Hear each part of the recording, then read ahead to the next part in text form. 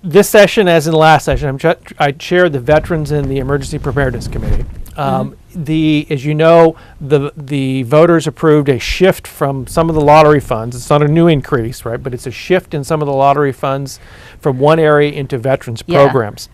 It amounts to about $18 million, only $18 million in additional spending. But what we were trying to do in our veterans programs in the state of Oregon is to put money into what are called veteran service officers, and to help veterans, federal veterans, get benefits that they already have and that they already have earned from their service in the military.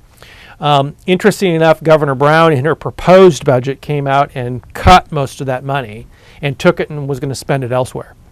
Even though it passed by 83% of the vote, it's the highest passing ballot measure, I think, in Oregon history. She stole the money and was going to go spend it elsewhere. Now there's discussion behind the scenes. The co-chairs tried to address that issue, I think, in their co-chairs budget. And I actually, just before walking down here, had received an email saying that the governor had now reversed her position and decided she shouldn't steal veterans' money. Why would she get by with that? Well, it's intriguing because,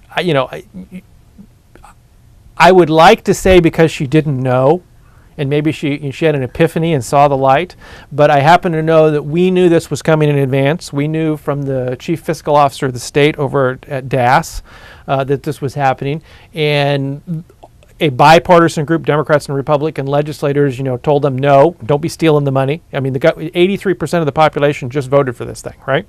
And it's not new taxes, it's a transfer of money and a reprioritization. And the public has said 83%, we should reprioritize it this way. And the state budget officer and state fiscal officer decided to try and steal the money anyway. And the backlash, I think, was horrendous across the state because, once again, it's when you're the governor and saying you're going to be transparency and Mr. Democracy, and then they turn around and do 180 degrees from what the voters said. And it's not a case like you and I might argue about. We had a ballot measure for something and it passed 51-49, and so it's not like a mandate. But when 83% voted for this thing, and she tried to take the funds, and so the battle during the legislative session is to protect that money and then try and expand and solidify some of the veterans programs. Because I think, as you well know, is that as we get farther away from larger conflicts and veterans aren't on the 6 o'clock news anywhere, then the bureaucracy starts taking money. Yeah, right. The VA hospital, does the state have?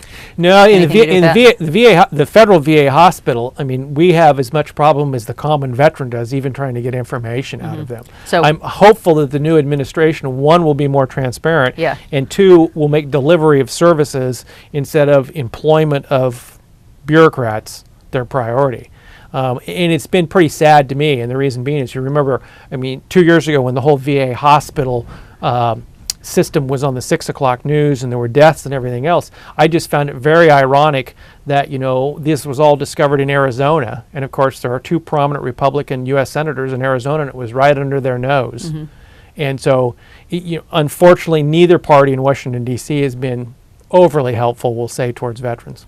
Yeah, well, hopefully, as you say, things will change. Yep. Well, this $18 million and other money that is allotted to veterans, where do you see it going?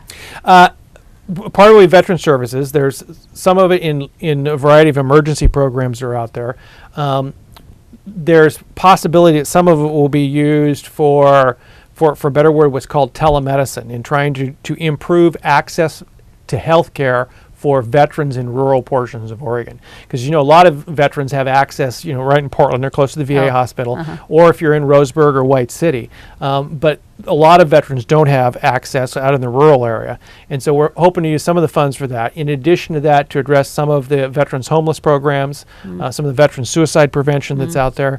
Unfortunately, we're at the highest veteran suicide rate we've ever been in the country right now. And why do you think that has been happening? Well, unfortunately, it's rather complex, but I think the real issue is that, when you've been at war for 15 years, and if you remember, since 9/11 to now, we've been at war for 15 years, and we haven't seen as much positive support as one would make for the veterans and for the military in terms of winning the war. Hamstrung and everything else.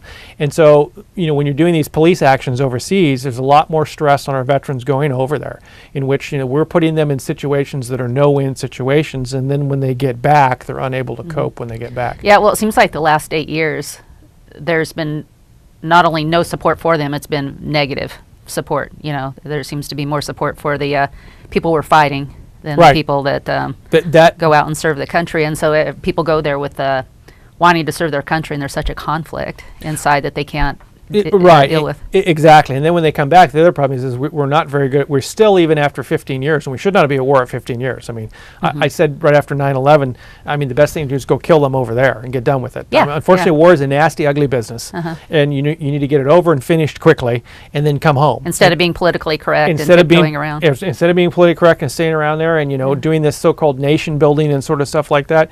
I mean, you go win the war, you come home. And that, of course, has extended this on.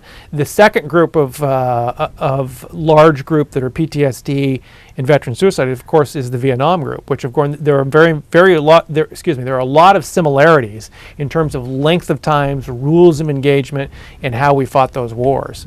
And you would have thought we had learned from those, but the problem is Washington D.C. is not only politically correct in the Defense Department, but in every other agency that's out there. And hopefully it's going to change.